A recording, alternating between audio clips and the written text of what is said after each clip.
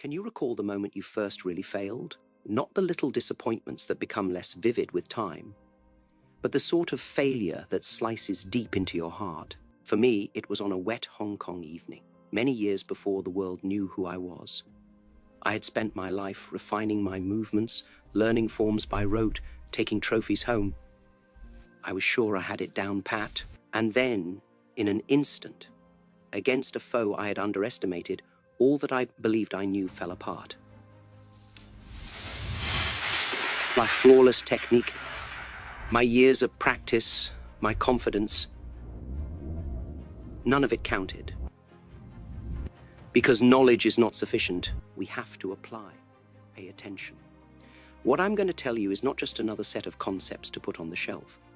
This is about the basic distinction between people who exist and those who actually live. This is about closing the lethal divide between knowing and doing, a divide most will never pass. But be warned, once you grasp this reality, you can never go back to complacent ignorance. Are you prepared to make that crossing? When I first started teaching my style of martial arts in the United States, I was met with resistance wherever I went. This is not done that way, they complained. You have to respect tradition, they argued, but I had learned something critical. Tradition without inquiry turns into a prison. Knowledge without use turns into baggage. I saw hundreds of martial artists who could recite every precept, execute every form with technical excellence, but freeze in real combat. Their education had become their constraint. They knew too much to be able to move freely. That evening altered everything for me. While I sat by myself, tending not only my bodily wounds, but the wound deeper in my pride, I saw the most treacherous lie in life. That knowledge is transformation in itself. We inhabit a world that is information crazy, that is learning crazy, that is knowing crazy, but famished for application, for action, for living reality. You sense that too, don't you? The weight of everything you know bearing down on you, clamoring to be unleashed through action. The books you've read, the classes you've attended, the knowledge you've amassed, but something keeps you from actually putting it all into practice. You see this cycle in your own life, don't you? The freeze of preparation, the security of consumption. One more book, one more video, one more class, or you're ready to act. But readiness is an illusion born of fear. In battle, the warrior who waits until he's fully ready has lost already. In life, the individual who waits until he has eliminated all doubt will die full of knowledge, but lacking in accomplishment. I recall a student who enrolled in my school in Oakland, genius mind. He could break down techniques better than anyone, grasp the physics, the biomechanics, the strategy. But when it was time to spar, he would hesitate. His brain turned on him, spinning through possibilities, weighing odds, thinking the ideal move as his opponent merely responded. I took him aside after a particularly aggravating practice and said, "You need to empty your cup. Too much knowledge has made you a prisoner." He was puzzled, so I showed him. I launched a straightforward punch, not with ideal form, but with unwavering dedication. Information without action, I said to him, is like owning a map, but never ever embarking on the journey. This isn't just about martial arts. Think about your own life right now. What knowledge are you hoarding? What truths do you understand intellectually but haven't embodied through action? The diet you know would improve your health, but haven't started. The business idea you've researched exhaustively but haven't launched. The relationship that needs honest conversation you keep postponing. Knowledge without application isn't wisdom. It's just information taking up space in your mind. Let me tell you about the 3 most lethal traps that render individuals trapped in knowing without doing. I learned these not in ancient books nor from revered teachers. From my own suffering path from knowledge to embodiment, the first is perfection paralysis. I wasted years attempting to construct the perfect martial art, the perfect expression of movement. But perfection is an illusion that makes you stuck in constant preparation. The second trap is theoretical addiction, the security of existing in ideas instead of consequences.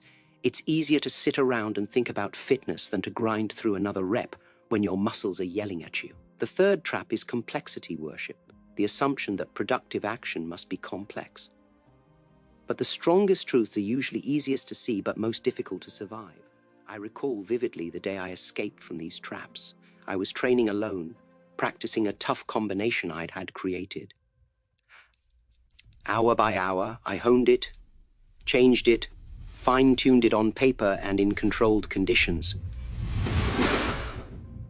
Something did not feel right. Suddenly I halted.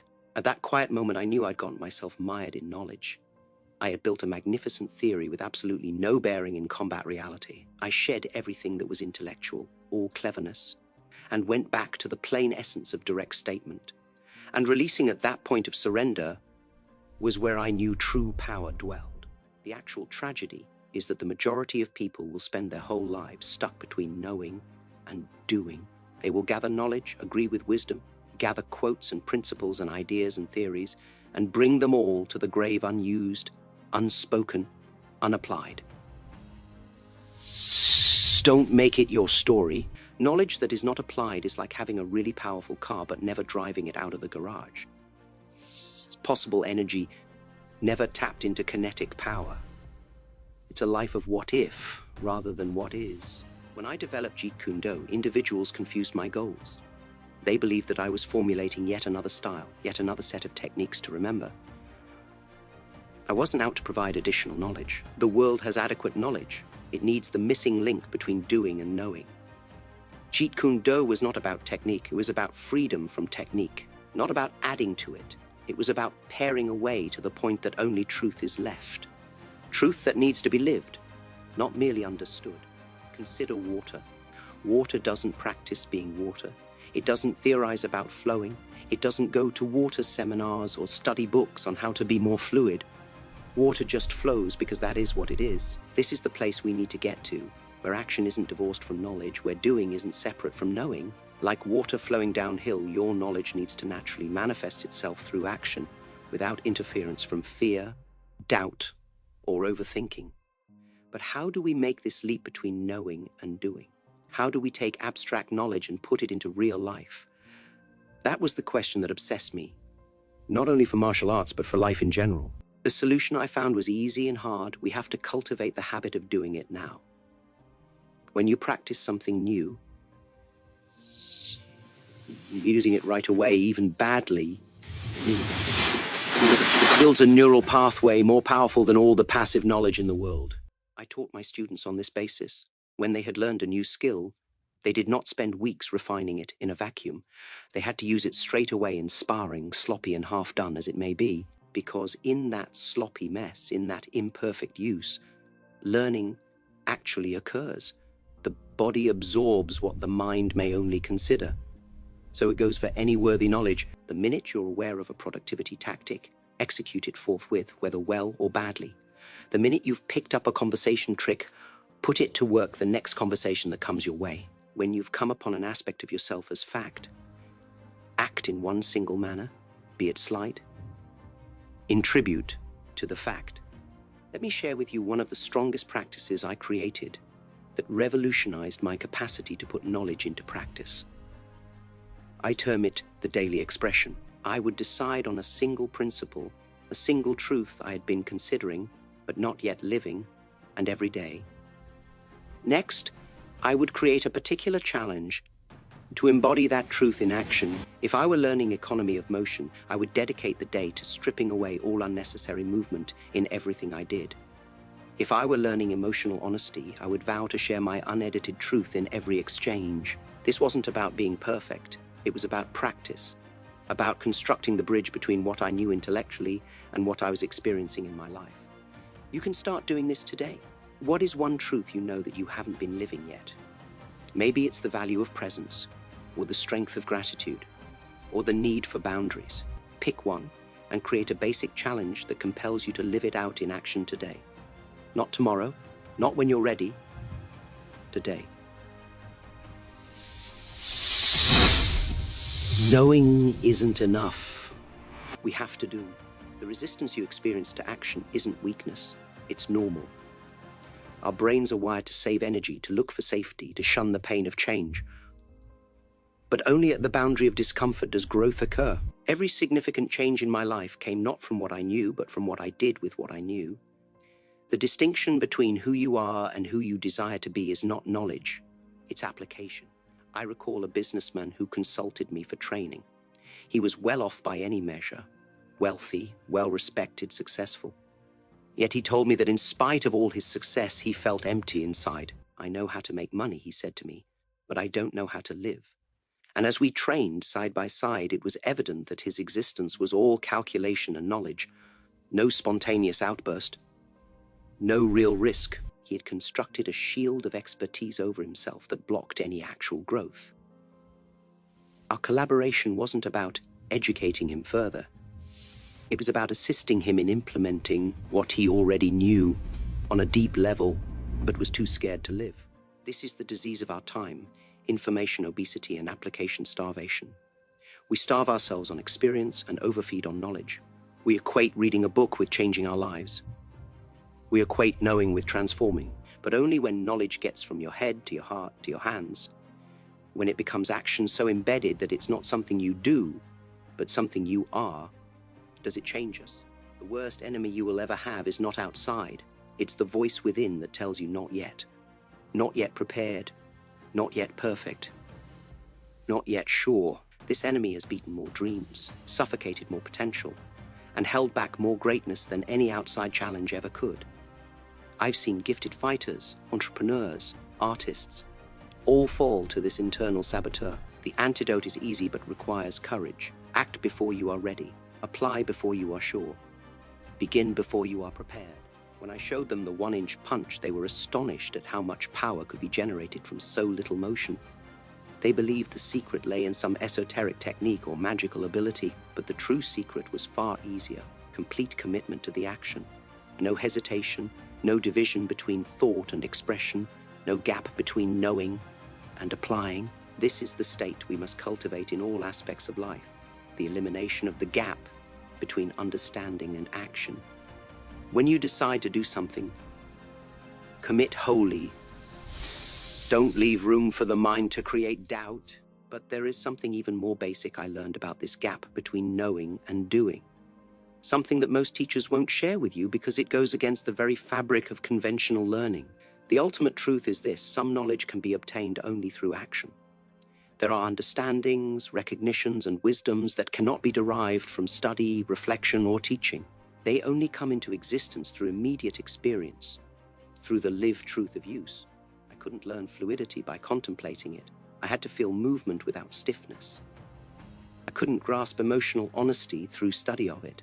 I had to work at speaking my truth, even when it felt difficult. This is why practice isn't merely the outcome of learning. It's frequently the origin of deepest learning. When you act on what you know, even imperfectly, you find truths that were invisible to you before. Action doesn't just express learning, it creates it. This is why the master and the beginner frequently possess a quality that the intermediate practitioner has lost. The beginner acts without the weight of too much knowledge. The master acts with knowledge so integrated that it no longer requires conscious thought. But those in the middle, they dither, stuck between knowing and doing, between understanding and being. If you're stuck in this middle ground, have hope. This is the necessary fight that makes for genuine mastery. The secret is to continue doing, to continue closing the distance between what you know, what you live. Now, I'd like to share with you 4 particular practices that revolutionized my own capacity for knowledge application. Practices I've never shared in any interview or public instruction. These are the bridges I constructed between knowing and doing, between understanding and expression. First, the knowledge audit. Night, I would sit and reflect on what I had acquired that day and say to myself, how have I put this into action? What step has this learning prompted? If I could not pinpoint tangible steps, then I knew I had succumbed to intellectual accumulation rather than applied knowledge. Second, the challenge of immediate application. Whenever I came across a new concept that struck me as true, I would not permit myself to learn anything else until I had applied that insight in some concrete manner. This imposed a natural constraint on information intake and compelled me to process what I had already consumed before looking for more. Third, the practice of embodiment. For principles I wanted to internalize deeply, I would create physical movements that embodied those principles. By materializing abstract concepts into physicality, I developed neural pathways that facilitated application in a more natural way.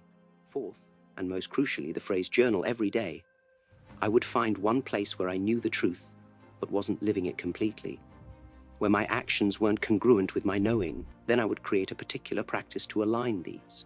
Gradually, this methodically closed the gaps between my knowledge, my experience of living. These practices weren't merely techniques. They were a bridge between the world of ideas and the world of experience, between knowing and being. But here's what I realized through all of this. The divide between knowing and doing isn't merely a practical issue. It's a spiritual one. It is the essential dichotomy in human awareness between participant and observer, between the self that knows and the self that does. The greatest fighters, artists, and masters of any craft have all learned the same thing. This dichotomy is an illusion. When you act with wholeness, there is no disparity between knowing and doing. There is only expression in unity. I recall precisely when this truth hit me. I was working hard, driving myself beyond my capacity. Suddenly, time stopped. My mind went completely still. There was no gap between thought and action, between intention and expression. I wasn't using knowledge. I was knowledge in action. This condition, which is popularly referred to as flow, is the inevitable outcome of bridging the knowledge application divide through persistent practice. It exists not only in martial arts, but in any activity where knowledge gets so internalized that it acts without the hindrance of the conscious mind. This leads to the final challenge. For the next 7 days, I challenge you to make a declaration of war on the gap between what you know and what you do. Every morning, ask yourself, what truth am I getting but not living? What knowledge am I keeping quiet rather than sharing? Then create one specific behavior that closes the gap. Not tomorrow, not when you are ready, today, now, because life isn't counted by what you know. It's counted by what you do with what you know. Day 1, discover your most valuable unrealized knowledge, the insight you've grasped intellectually but not fully lived. And take one tangible step. Implement it. Day 2, observe where you're making more research or more learning an excuse to stay in neutral, and pledge to instant, imperfect application instead. Day 3, identify one place where complexity has been your sanctuary. Remove everything that is unnecessary and do the simplest direct thing you can. Day 4, find a truth you've been holding in theory and create a physical practice that is an expression of this truth. Day 5, observe where you're waiting for certainty in order to act, and agree to act with presence in spite of uncertainty. Day 6, scan for knowledge that you're grasping as identity instead of fuel for action. Ideas you pride yourself on having a handle on but don't really use, and turn one such idea into lived experience. Day 7, notice how much narrower the chasm between knowing and applying now is compared to a week ago, and craft your current practice for sustaining what you know into how you live. This challenge won't be easy. The difference between knowing and doing exists only because doing takes facing resistance, internal and external. It asks for vulnerability, imperfection, and development. But think about the alternative, a life of acquired knowledge that never sees expression, ideas that never materialize, wisdom that never changes experience, potential that never turns into power. Recall, a thimbleful of knowledge put to use is more valuable than an ocean of intellectual awareness. The biggest tragedy isn't not knowing enough. It's not putting into action what you do know. The deepest insights, the most compelling strategies, the most life-altering philosophies are useless until they leave your head and find their way into your life. Knowing is insufficient. We have to apply. I've shown you my own path from illusion to reality, from knowledge to application. I've provided you with the habits that change my own relationship with knowledge. I've invited you to bridge the gap between what you know, how you live. Choice is yours now. Will you keep adding information without application? Or will you take up the more difficult, bolder path of lived knowledge? Observe around you. The world is filled with those who know but do not, who understand but do not act, who are able to recite wisdom that they never practice. Do not be among them. Be like water. Understanding flow but being it in every gesture. Be like the flame, not only knowing transformation but becoming it. space between thoughts. Not only conceiving emptiness, but manifesting it through presence. The truth that I've given to you today isn't difficult, but it's challenging. It requires you to exchange the familiarity of knowledge with the vulnerability of application. It requires you to shift from the security of knowledge to the uncertainty of expression. It encourages you to bridge the gap between who you know you might be and who you are being. This isn't another concept to gather.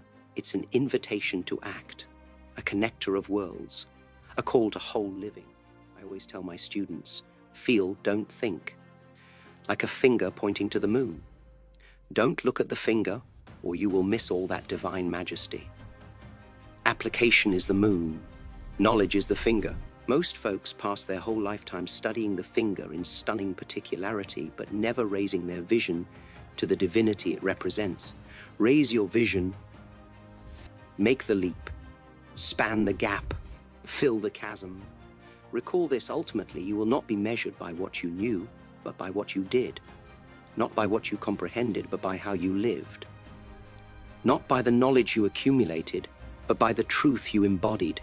The greatest gift you can bestow upon yourself and the world is the promise to translate your knowing into doing, your understanding into acting, your wisdom into living truth. Water, my friend. Not only in theory, but in practice. Not only in comprehension, but in manifestation. Not only in cognition, but in experience. To know is not sufficient. Must do.